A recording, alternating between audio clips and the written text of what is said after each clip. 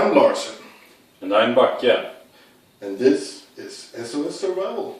Yeah. Welcome back to our... Third episode. Yeah. And this is a talking episode. Yeah.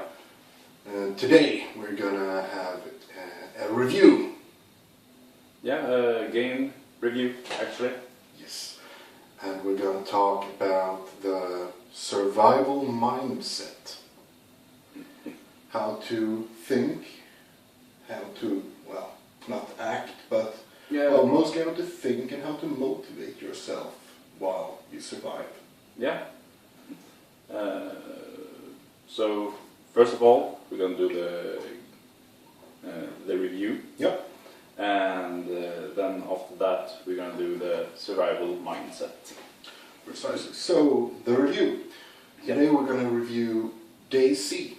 Yeah. It's quite an old game right now, the standalone version. Yeah. It's an old game right now, but it hasn't been released. It's still in alpha, I think. Yeah, alpha or something like that. Yeah. Built on the Arma 2 engine. So, since always we don't rehearse these beforehand, so we're kind of stupid when we do it. Yep. But that's the thing about it. Yeah, that's the fun part with it. So, Let's what you come see, up for the, what you get. Yeah, what you see is what you get. Let's come up with the recipe for reviewing. Yeah. Okay, so we should have graphics. Yeah, that's a good idea. Yeah, graphics. Some kind of gameplay. Yeah, immersion. Immersion is good. Immersion Yeah. is good. And also general fun. Yeah, general fun, and I think also game performance. Yes, game performance. Because we both have decent computers. Yeah, but everybody doesn't have a decent computer. Some people are sitting and do some serious gaming on poor laptops. So. Alright, so let's start with the graphics. Yeah. You want to go first? Yeah, sure. The graphics in the game, to me, I think it's pretty good, actually. There could be some glitches. Yeah, glitches, Yeah. but it's still in alpha. Precisely. They're working on it. They are actually. That's Yeah. weird. I thought they would have given up by now. Yeah, but no, they're actually working on it and updating. At least now and then. Yeah. But yeah, the graphics are pretty good, I think. Better than most other games that are in the same genre, actually. It has a realistic feel to it. Yeah. You kind of feel like you're there. Yeah. The nature looks genuine. Yeah. As we said in the beginning, Day C is based on Arma 2, and if I remember correctly, Arma is like super realistic. Yeah, military simulator. Yeah, and it's based on that, so everything is as realistic as you can get it. They have obviously made some gameplay changes because Yeah. super realism isn't always fun to play. No, exactly. They have Doesn't take an hour to bandage a wound. and stuff like that, but it's as realistic as you can get. Game-wise, I think. Yeah, game-wise, to still have it as a fun game. Agreed. Yeah. You can go more realistic, but you probably would lose some of the fun. Yeah. I mean, if you got tired from running in Day C, that would be really boring because you kind of run everywhere. Yeah, they're just recently they put in vehicles in it, Precisely. and before that, and vehicles are still hard to get. I mean, we played on a server, sure. yeah, And we found I think the truck is the only vehicle in it. Right yeah, at least on the vehicle we have found. precisely. And we had some fun with the truck, but before the truck, we kind of ran everywhere. Yeah. It takes time. Yeah, It's it could take half an hour to run from point A to point B. Yeah. So you ran pretty much everywhere. And if you would get tired in the game, then it will actually be a game breaker, I think. I think so too. Because if you have as realistic as that... I think we're straying though, we should focus on the graphics first. Yeah. Okay, so graphic wise, you have decent options on to how to lower and high end the graphics. Yeah. And you can get some really crisp images. Yeah, you can go actually really far down on the graphics and really high up. Yes. But I have a problem with this, because it seems if you're in the middle and you go up and you go down, it doesn't really affect your FPS. No. It's weird. So you might as well play a bit better and you lose 2 FPS, where it should have been like 30. Yeah. That's... It's weird. It's really weird. It seems unoptimized. Yeah. And I don't really think the graphics are the major part of what lowers the FPS in DayZ. No. Something else. I have no clue what. Yeah. Alright, so what would you say? Immersion. Yeah, immersion. Okay, let's talk about that. Yeah, for those who don't know what immersion is it's pretty much when you sit down, play a game, and it feels like you're there. Inside the game. Yeah, inside the game, and you just can lose several hours on just playing that same game. And DayZ does have a lot of immersion, I think. Yeah, it has. Especially an intense immersion, especially if you know there are other players on the server who are hostile. Yeah. And that's kind of the fun thing with DayZ. Yeah, it really gets your adrenaline pumping. It does. Actually. And at the same time, you know that every encounter with another player might be deadly. And it keeps you on the edge, even if you're a player who likes to... We kind of like to play alone. Yeah. We kind of like to explore and kind of survive in the wilderness. And yeah, with the more stuff they put in now, it gets more and more... Interesting. Yeah, interesting. A bit more... lifelike. Yeah, with just survival stuff. Especially with the hunting patch. Yeah, you can hunt and make a campfire, cook food that you have just hunted. Precisely. You over can the campfire. Plant potatoes and other vegetables. Yeah. So with the hunter patch. Yeah, that's a good name for it. No, but yeah, well, it's focused on hunting, so. Yeah. Hunter patch. With that patch, it got a really good boost actually towards survival. Definitely. Well, anyway, it's immersive. Yeah. I feel like I can spend a good few hours playing DayZ without any problems, and it's kind of tense. It's not a game. It's not. I wouldn't say it's super duper haha fun. It's more of a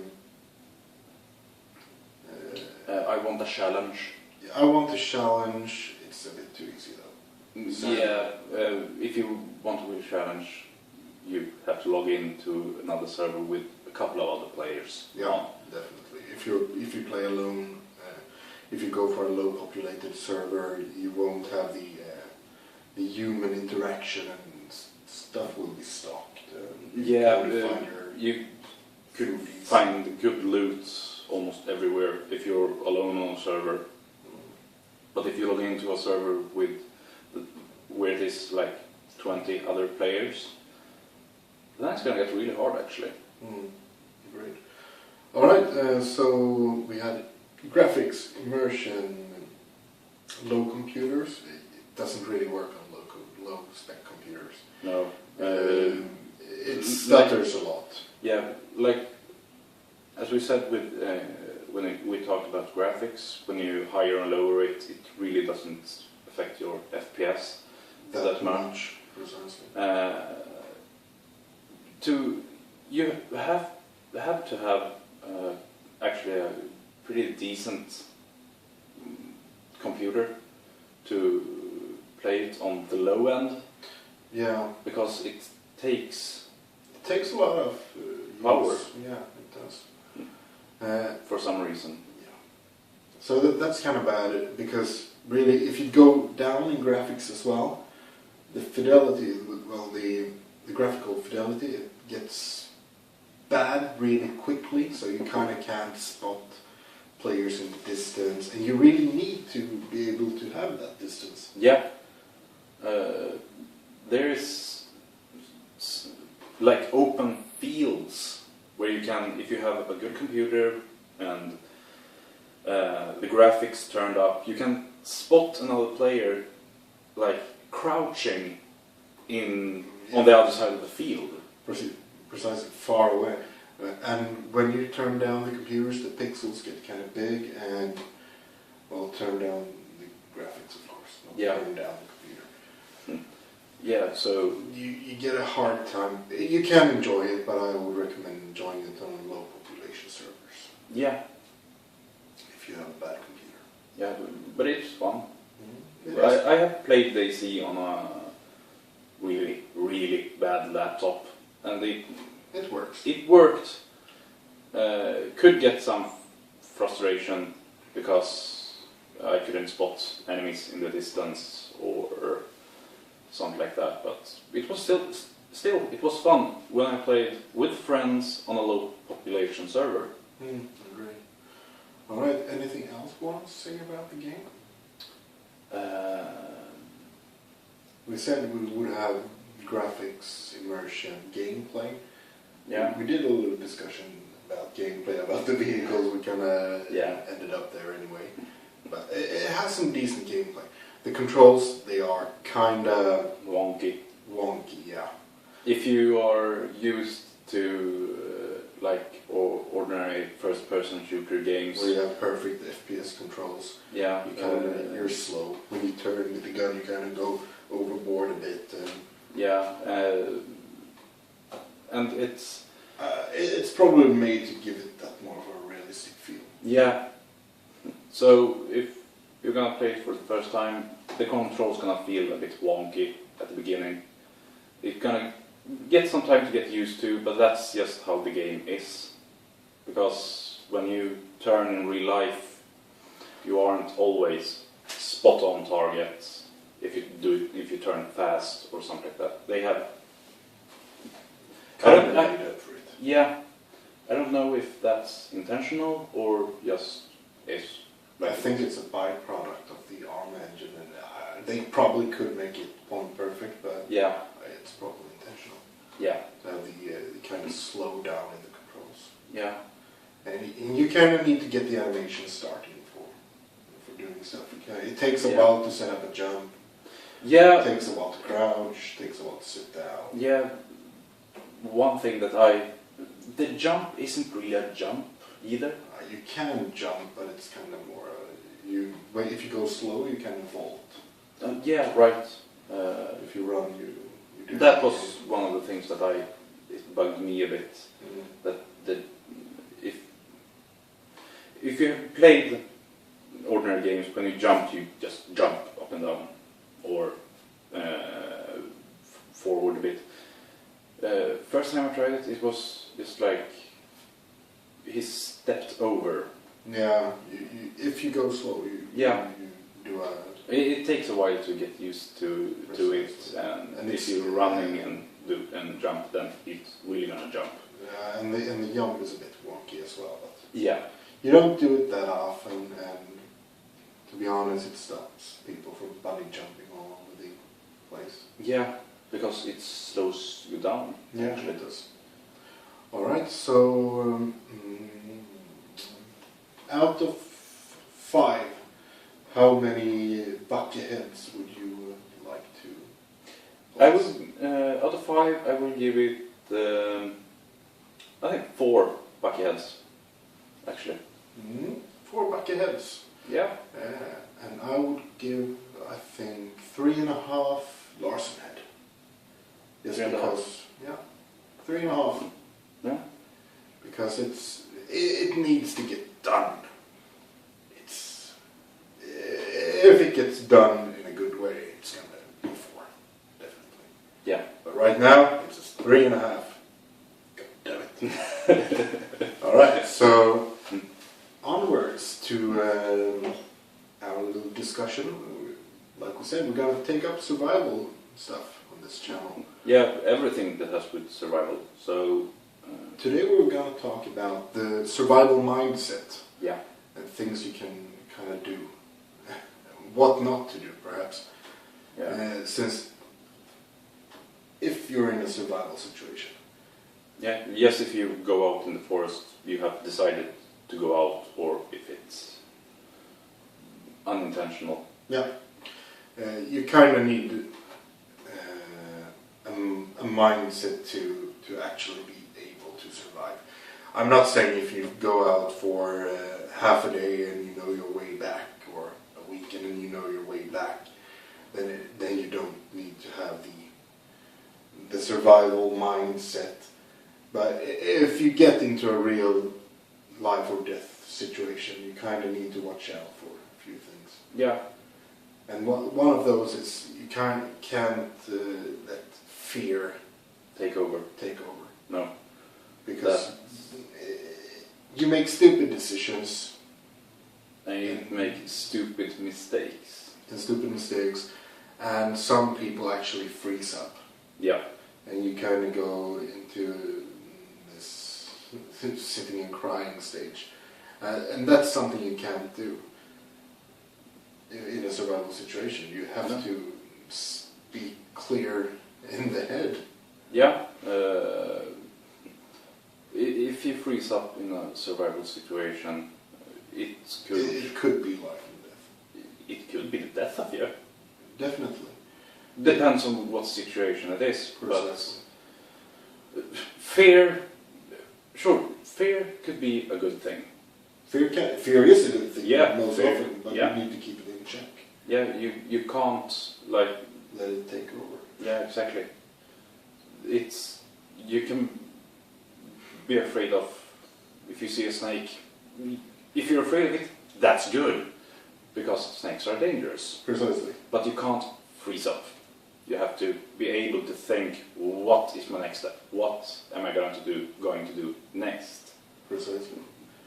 And one of the biggest differences I've noticed is that you have to have the will to survive. If you wanted to survive, you can have all the knowledge about surviving in the world, but if you kind of give up, if you don't have the will to survive, you won't survive. No. Did you see that movie Alive? It's about it's based on a real thing. I think it's an Uruguayan rugby team or something, and they crash in the some kind of snowy. I think it's the Alps. I haven't.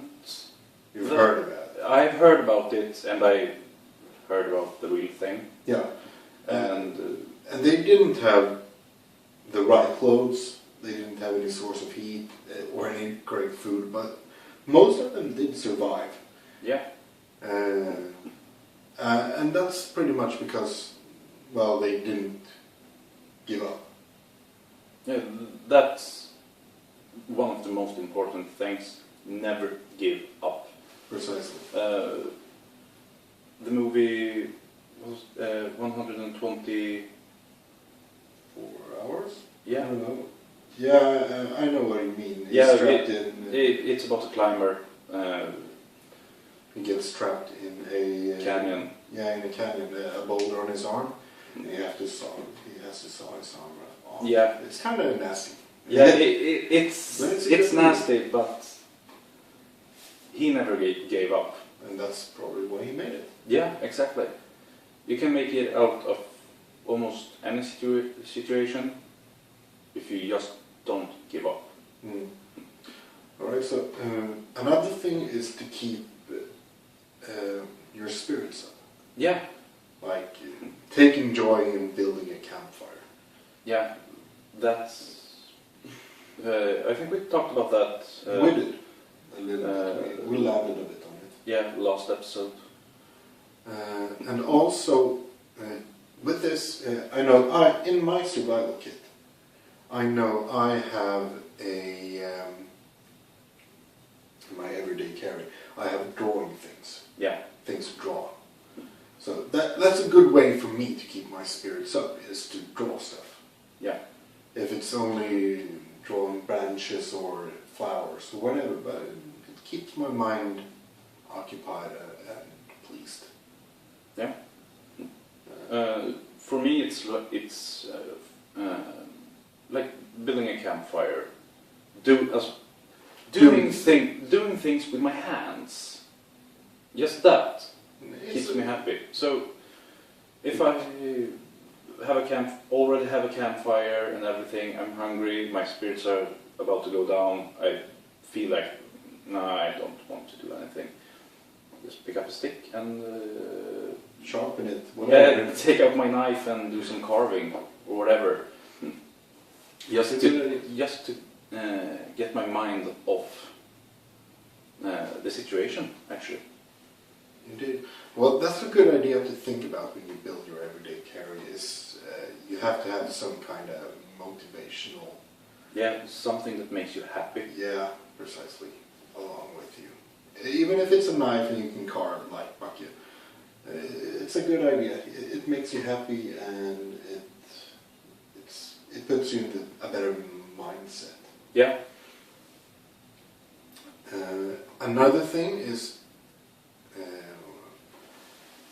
important. It's check your ego at the door in a survival situation. You kind of need to be able to step back, and if you're don't overestimate yourself. No.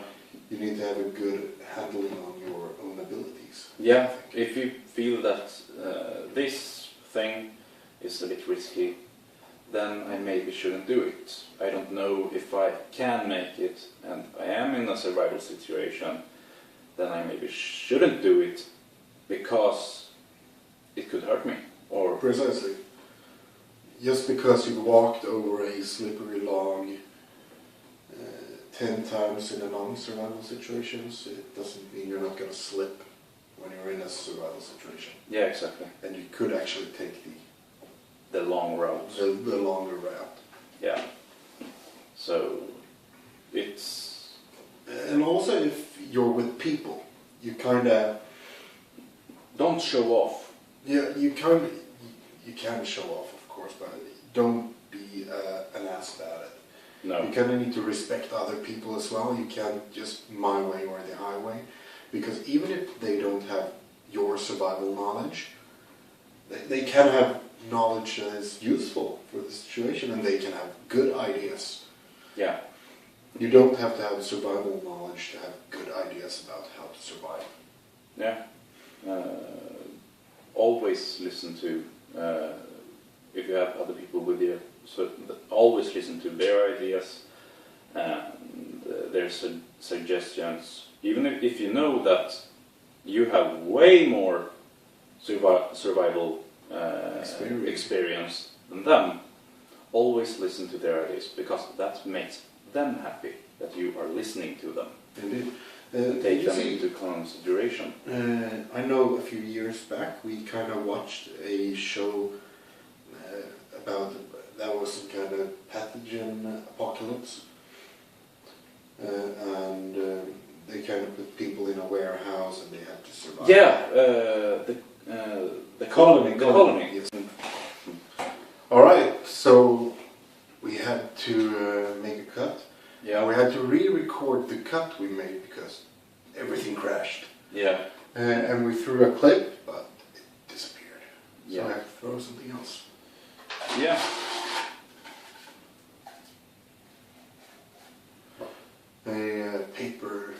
roll. Cube. Alright. Throw it in the air and see where it lands. Yeah. Oh! Table! Straight down. Awesome. And see you next time. Yeah. Bye.